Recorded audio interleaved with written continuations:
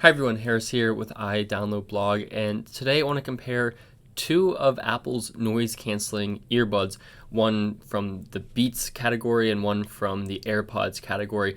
This was kind of a surprise, and at $149 it puts it into the standard AirPods category, and the AirPods Pro of course come in at $249, depending on the day of the week. Sometimes you can get them on Amazon for $199 or less. Let's start with the case. So quickly, you can obviously see that the AirPods are slightly smaller, just about in every dimension. Now, this is a huge upgrade over the Beats Pro, so it's nothing like it used to be in terms of the size comparison.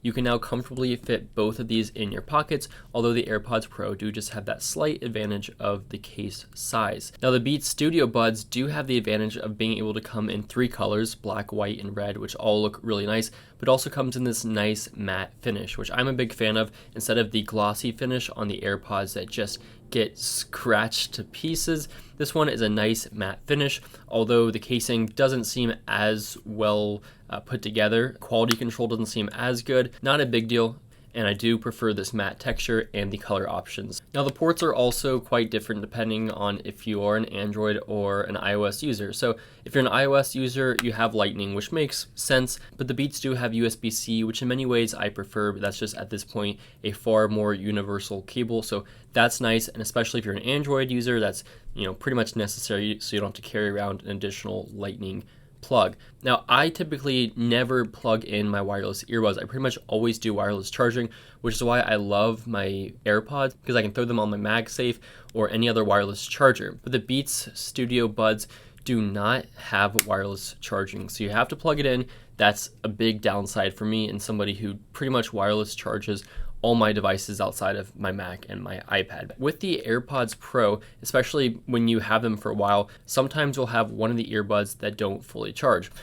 With the Beats Studio Buds, you have a little bit of a magnetic clip that makes sure that they are locked in seamlessly. So that's one big advantage of these, is that you're pretty much never gonna have that charging issue, which you also sometimes saw with these, where they just wouldn't go in all the way because you had to kind of position it perfectly.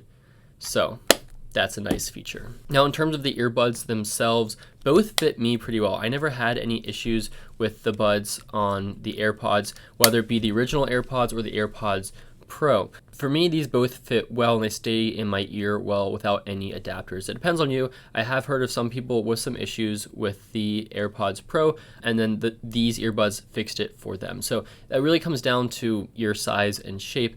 For me, they are both fine, but for some people, I have heard that the Beats Studio Buds do fit better than the AirPods Pro. Now, they also have the same controls. On the Studio Buds, you click the earbud itself, whereas the AirPod, you click the little stem and it gives you kind of a virtual haptic feedback with a little click, that sound that it plays in your ear. But with both of them, you can play, pause, skip forward and back, and then get to your noise control or Siri. So you can do pretty much all the same things, and they both support Hey Siri, which is really nice. Now, again, the Studio Buds do have the kind of matte texture around it, matte plastic, whereas these have that glossy plastic, which get a little bit dirtier, and I would feel better about dropping these because of the plastic than these, because they're a little bit heavier and higher quality feeling, and the plastic feels like it would scratch more easily if I dropped it. So I would definitely prefer these in terms of kind of dropping protection. Now, the next thing to talk about is software. So there's a big difference here. These are more universal. So these are designed for both Android and iOS to give you a good experience with both. However, these were designed primarily for iPhones to give you an awesome experience with all your Apple devices. So the limitations include, this doesn't have the H1 chip, which means that it won't sync with your iCloud. So you can't automatically switch between your phone and your Mac and your iPad and your Apple Watch and stuff like that. Every device you want to pair it to, you have to manually hold down the pairing button and connect it. It won't save in your iCloud, and every time that you switch devices, you have to manually click the Bluetooth earbuds in the settings, which isn't a big deal unless you're used to using the automatic transfer from the AirPods and you're used to it going on one device and saving on all your Apple devices. But again, if you're not on Apple devices, and you have Beats, or you're just someone who doesn't care too much, then these are fine. Additionally, if you use something like a Garmin and you have these connected with your Garmin, then it's not really going to be a big deal at all, because you're going to have to manually select these anyway with your Garmin or whatever running watch you happen to be using. Now, additionally, it doesn't have audio sharing, which admittedly is not a feature I used a lot on the AirPods, but you could share audio between multiple people if they had AirPods or the Power Beats. So you could watch one video on your phone and share it to multiple people with their different earbuds. You cannot do that with these. Additionally, there's no live listening feature, which is an accessibility setting on the iPhone, which I doubt many people actually used, so that's not a big deal. And then there's no spatial audio for movies and TV shows and more with the AirPods, which give you kind of a really almost trippy effect when you're watching movies, and more with the AirPods as they kind of track your head movement. So you don't have any of those with the Beats. Now, additionally, in terms of mic quality, I found that the mic quality is better on the AirPods, and a lot of other people say that as well. So mic quality definitely a little bit better with the AirPods, which kind of makes sense because, well, A, they're more expensive, but B, they have this little bit of a stem, which kind of serves almost as a shotgun microphone, getting closer to your face. But in terms of software, the Beats Studio Buds do have the very important feature of active noise cancellation, and you can also use the transparency mode so that when you're listening to music, and you can really amplify your surroundings. However, the AirPods are much better in my experience with both the noise cancellation and the transparency mode. When I switch between the three modes on the Beats Studio Buds, I can't always really tell a big difference between what mode I'm in, especially when I'm running. Day-to-day operations might be a little bit different, but when I'm running, I struggle to really tell which mode I'm in.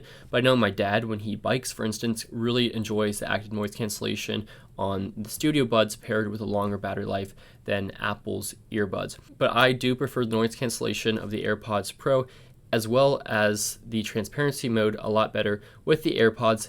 That's kind of my experience. I know some people do feel differently, but kind of makes sense again with the price point. So kind of the biggest feature definitely is a lot better on the AirPods in my experience. And then additionally, you also do get Find My support with both of these devices. So you can see your Beats Studio Buds on the Find My map, as well as your Android phone using the Google tracking feature as well.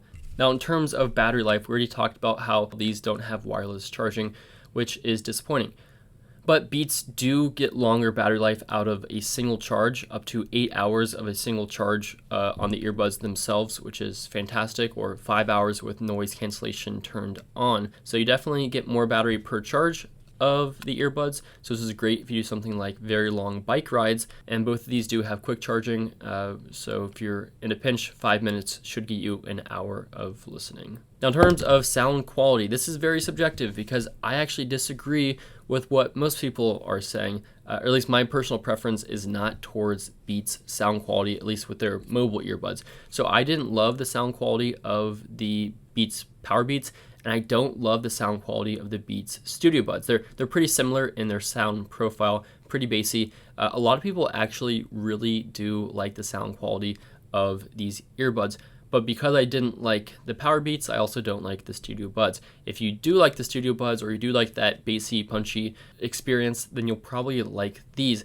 My personal preference has always been towards the AirPods. I've always thought that they sounded really solid, not fantastic, not like Bose quality, but for my general listening purposes, I've never had a complaint with the sound quality. And I definitely prefer them in my personal subjective music listening to the Beats Studio Buds. But I think I am in a minority there. I think a lot of people do like the sound quality of the Beats Studio Buds. So at the end of the day, I would pick the AirPods Pro pretty much 10 times out of 10. It's a little bit smaller. It has wireless charging. It has a lot more features that sync well with iOS. And I do prefer both the sound quality and the noise cancellation quality. However, if you're looking for longevity, if you're looking for Android support, lower price tag, and probably just a little bit more durability in general, then these are a really solid option as well. And you might even prefer the sound quality of the Beats Studio Buds. And if that's you, then these are a good option. And these might be more comparable to the standard AirPods, which are about the same price. And for that, getting noise cancellation versus not is actually a pretty good deal.